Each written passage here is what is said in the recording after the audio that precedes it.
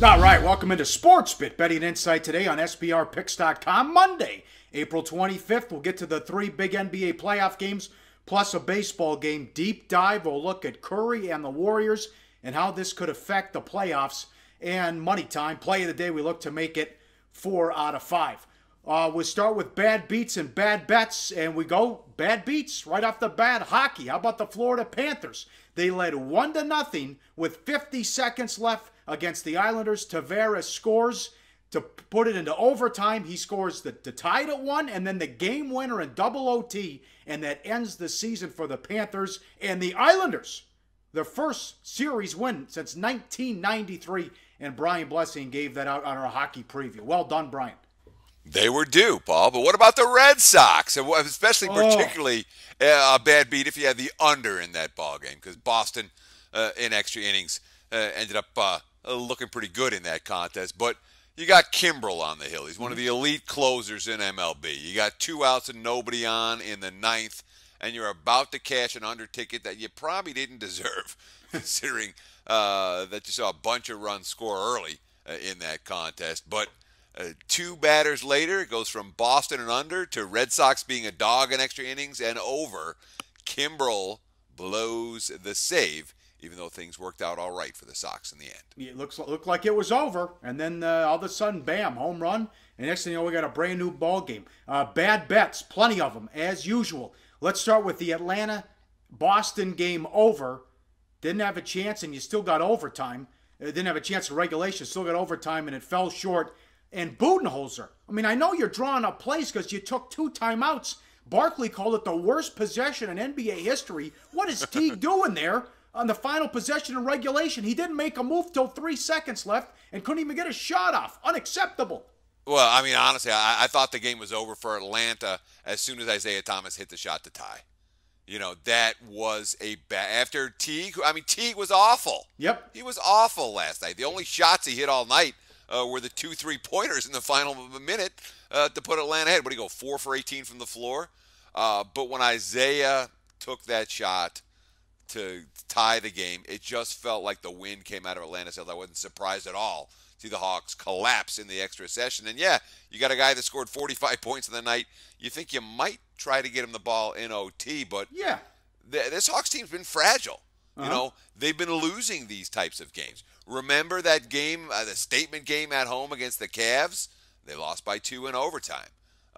Same type of scenario, but they just came up a little bit short.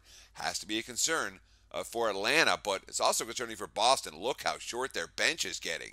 Sully and Smart are the only 2 contributors coming off the bench now that Jerebko and Turner are both in the starting lineup. Man, Sully gave them nothing, and that was a huge loss because they're up 16 in the 3rd quarter, and they look to take a commanding 3-game-to-1 series lead. Millsap has 45 points. Get him some touches. Get him the ball. They made 1 shot in overtime, and Teddy, we talked about a little bit Friday. We finally got a series here in the East with this series and what the Indiana was able to do, blowing out Toronto to tie that series.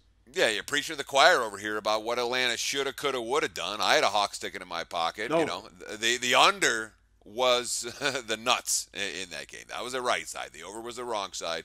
The game itself, pretty much a coin flip. I don't consider that to be a brutal beat. You know, again, the Hawks don't cover the number in the final minute unless Teague hits those 2 threes. So on the bad beat standpoint, it's pretty low, but it's still no fun. How about some more bad bets? This was some sharp money on the Rockets, and it was tied at the half, and then the Warriors blew them out in the second half. Yeah, and of course, there was anyone betting on the Grizzlies today. You say, who's betting the Rockets? Who's betting the Grizzlies? If you bet on the Grizzlies yesterday, you did not have a good bet. You know, what about the Rockies-Dodgers under? You know, the Dodgers pen gives up 5 in the bottom of the 8th, and the Rockies pen gives up 5 right back in the top of the 9th. After Story, he's been the story of rookies in MLB this season. He botched the game-ending double play, and LA ends up scoring 5 and winning the contest. But you know, these are the type of bets. You know, the teams that nobody wants. Who wants the Rockets? Who wants the Grizzlies? Who wants the Rockies, Dodgers under? Of course. These are the type of bets that wise guys make, quote-unquote wise guys, on a daily basis. And that's one more reason not to fear betting against the quote-unquote sharp money when your handicap tells you to. people were counting their money if they had the Cubs Reds over. It's 8-0 in the third inning, and it finishes 9-0. Yeah, that's brutal. I mean, Brian Price has only seen his starters finish the sixth inning twice over the last 12 games. And the last 143 games have to look pretty frightening to him. Before long, he's going to be using that phone for dial-a-prayer in addition to calling up the bullpen. Are we to the point now where we have to consider always pitching around Bryce Harper? Yeah, no, that's a good question. I've never been a always pitch around the guy. That being said, you don't want to let Bryce Harper beat you.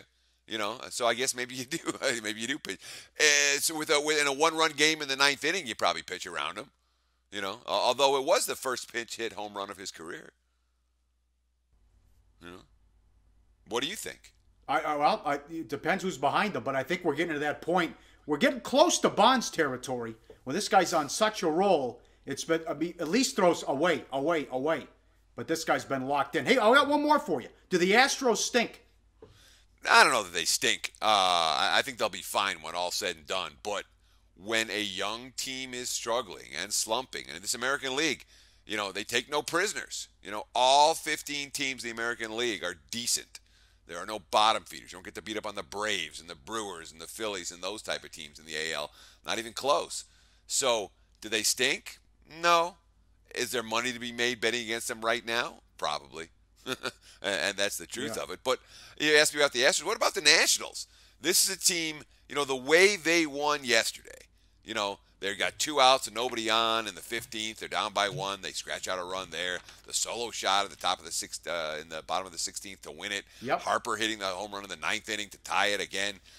Washington didn't win any games like this, it seemed like last year. That's a good sign for them moving forward, even though Dusty Baker still makes me nuts. I was gonna say that's your boy Dusty Baker getting it done. That's right. All right. Always been a good regular season manager. Yeah. Yep. Big game breakdown coming up. 3 huge games in the NBA playoffs, and we'll throw in a baseball game as well. Plus, Curry, Warriors, the rest of the NBA playoffs, and deep dive, and how the Curry injury could change everything in the association. On SportsBit, betting insight today. Visit SBRUFC.com to find the best odds and sportsbook bonuses available for UFC 197. All right, time for big game breakdown. We start with the early game in the association. Game 4, Heat, Miami against Charlotte. Charlotte 3, 195.5 at home. Clifford made some tweaks to the starting lineup. He went big with Kaminsky and Jefferson. And you look at the points in the paint, 52-28. And it was interesting. Who was calling the shots here, Teddy, and telling Clifford what to do? Well, he got a couple of Hall of Famers talking to him. And the quote from what the heck's Frank Kaminsky and Al Jefferson doing in the starting lineup? Well, both Patrick Ewing, Hall of Famer, and some guy named Jordan, who happens to be the owner of the team. Ewing, of course, an assistant coach for the Hornets. Both of them approached Clifford and said, hey, get the 7-footer into the paint and post him up. His quote, when you have 2 first ballot Hall of Famers and they both say post Frank, you have to post Frank. That's exactly what Charlotte did. And again, neither guy had great individual numbers, but from a points in the paint standpoint, when you're plus 24, you're clearly doing something right.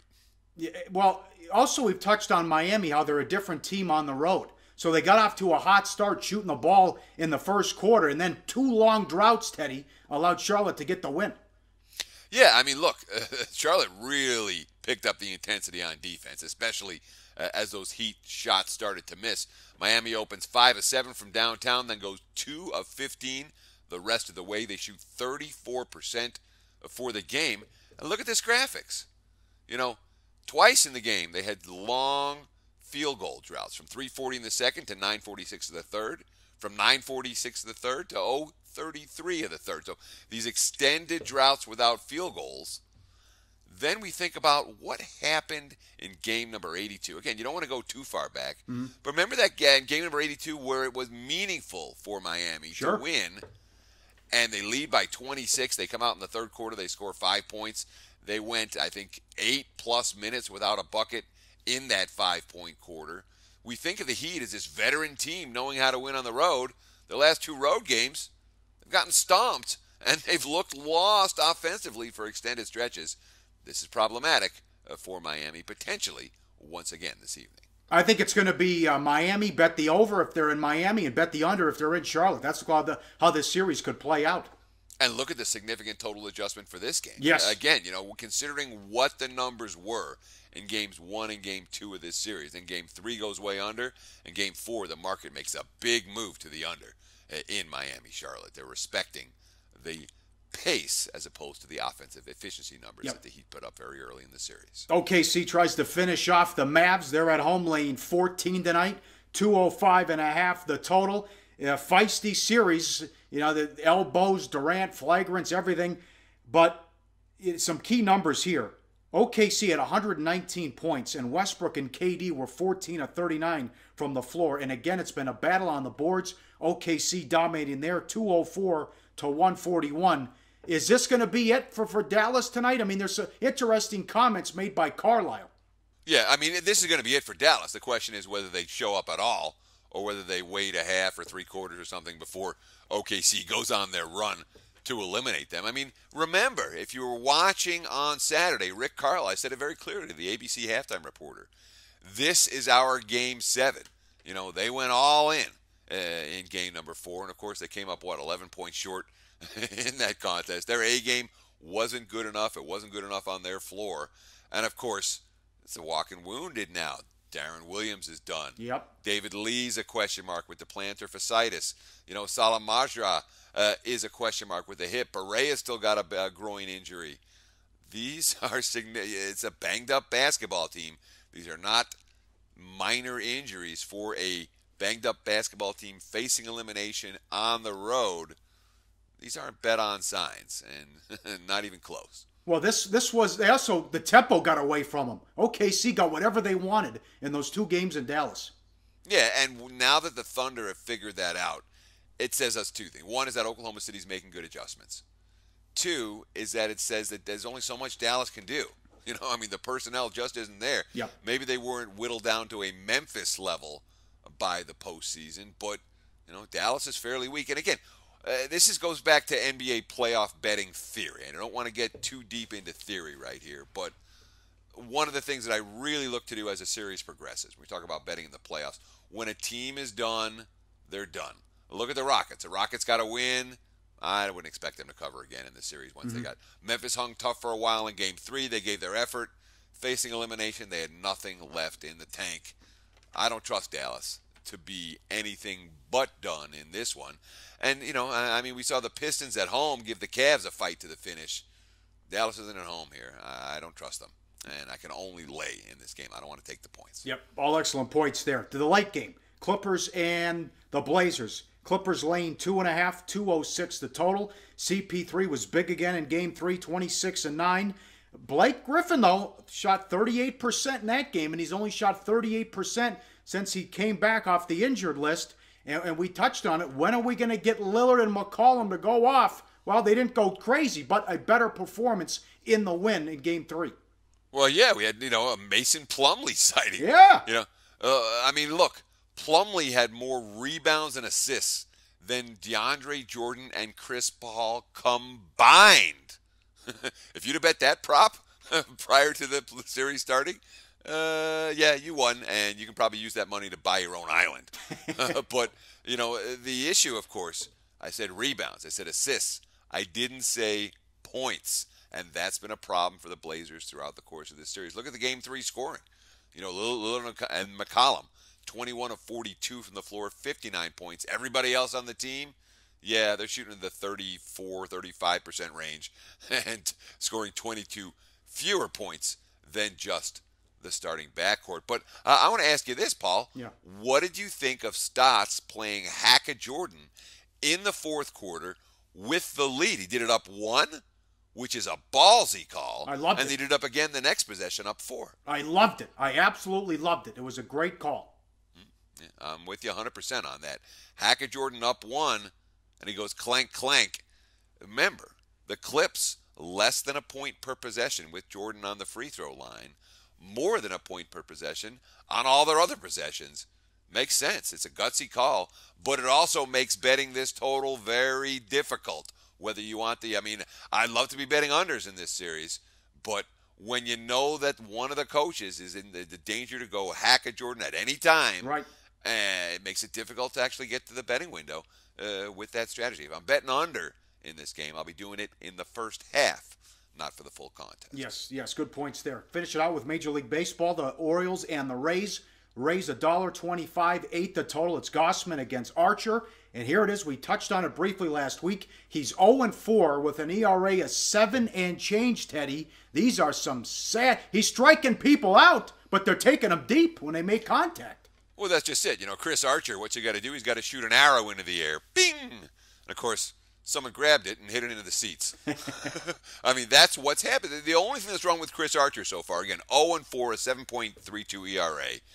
And it's worth noting, pitchers that have worked at least 20 innings, he's got the highest ERA and the only guy with 4 losses. But what's the problem? There's no problem. His stuff is harder to hit than ever. The strikeout through 9-inning ratio, it would break records if it was a full season. But when hitters have made contact, it has been hard contact. And that means, look at that home run / fly ball percentage. His career numbers, he's given up a home run about 10% of the time on fly balls. This year, he's giving up a home run on 40% of the fly balls hit against him. Only 14 fly balls allowed all year. 6 have gone for dingers.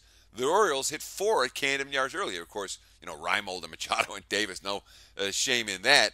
But the bottom line for Archer, and you're seeing it very clearly in the price for this game, the markets are starting to devalue him a little bit.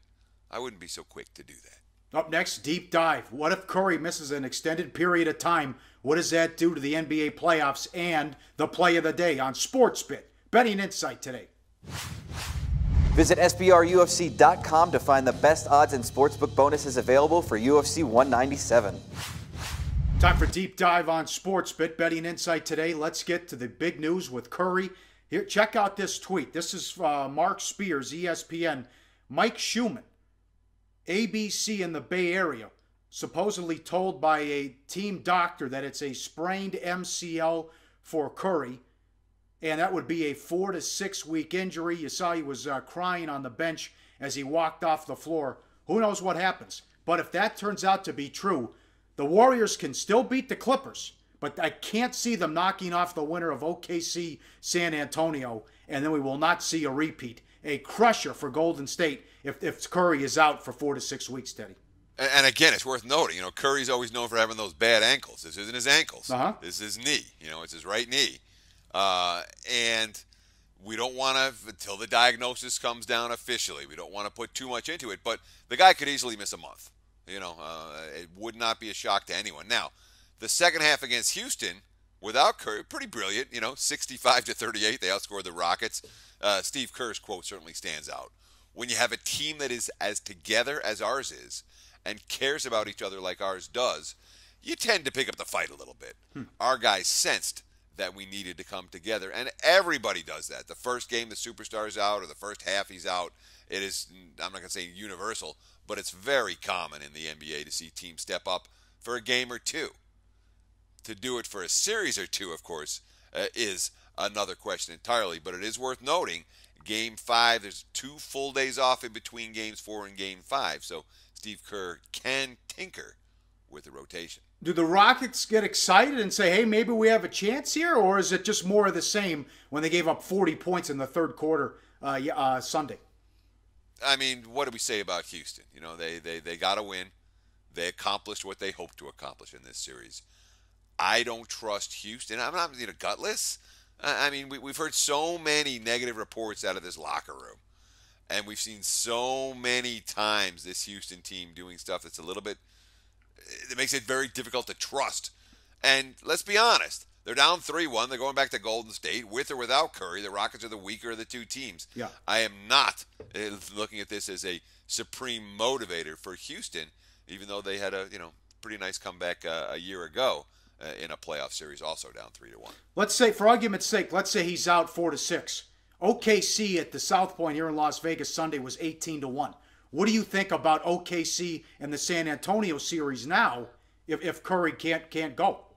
I think OKC is very live, and we talked about OKC and the Clippers as being the two teams I thought were the most undervalued commodities going into the playoffs, and both teams have been money winners against the spread thus far.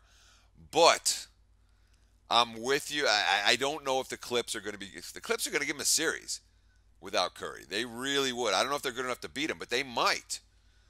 But after that, if Golden State gets past LA, and then they got to play the winner of the Thunder and the Spurs series. The only thing that might work in their favor is the fact that we're about to see an epic playoff series between the Spurs and the Thunder. And if it's a knockdown, drag-out, 7-game battle, then Golden State perhaps would be in a situation where they're a little bit fresher or something like that at the end. But I don't know that the Warriors are capable of knocking off OKC or San Antonio without their best player.